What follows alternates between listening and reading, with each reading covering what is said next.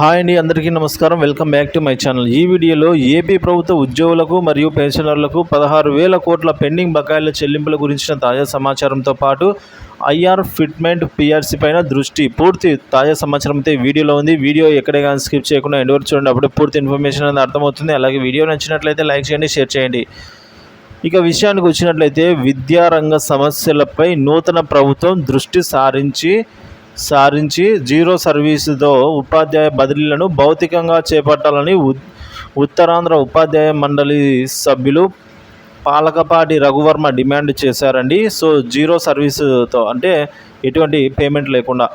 బలిజపేటలో ఆదివారం ఆయన న్యూస్ టుడేతో మాట్లాడారు. గత ఏడాది జూన్ నెలలో ప్రభుత్వం ప్రవేశపెట్టిన జీవో నెంబర్ 117 ఫలితంగా ఉపాధ్యాయులను హేతుబద్ధీకరణ పేరుతో వెబ్ కౌన్సిలింగ్ ద్వారా బదిలీలు చేపట్టారన్నారు. సో ఈ ప్రభావం వల్ల రాష్ట్ర వ్యాప్తంగా వేలాది మంది ఉపాధ్యాయులు వారి స్థిర నివాసాలకు చాలా దూరంగా ఉన్న పాఠశాలలోనే నియమించబడినందున ఎంతో నష్టపోయారన్నారు.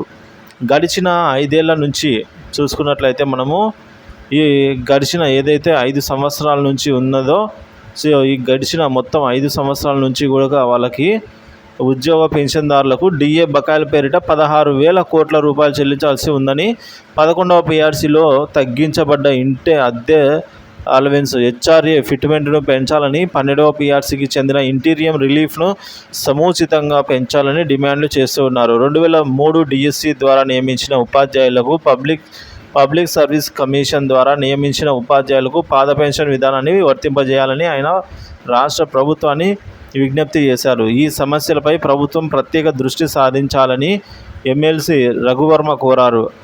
ఈయన వెంట ఏపీటీఎఫ్ ఉమ్మడి విజయనగరం జిల్లా అధ్యక్షుడు బంకూరు జోగినాయుడు, పార్వతీపురం మన్యం జిల్లా కార్యదర్శి వేదుల ఋషికేశం, బలిజపేట మండల శాఖ అధ్యక్షుడు మారడాన అప్పలనాయుడు తదితరులు పాల్గొనడం జరిగింది. ఫ్రెండ్స్.